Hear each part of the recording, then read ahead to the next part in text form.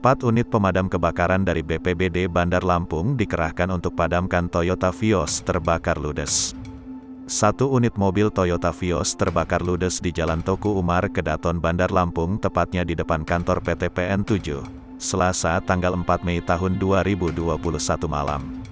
Pantauan tribunlampung.co.id, Selasa tanggal 4 Mei tahun 2021 malam, 4 damkar yang diterjunkan itu yakni 2 mobil pemadam dan mobil suplai. Salah seorang petugas pemadam kebakaran menyebutkan, pihaknya mendapatkan laporan dari masyarakat. Tadi sekira pukul 21 WIB, informasi kebakaran, tapi sudah padam, ada 4 pemadam, sebut petugas yang enggan menyebut namanya itu, Selasa. Sementara itu, salah seorang warga sekitar, Adi menyebutkan, kejadian Toyota Vios terbakar itu sangat cepat.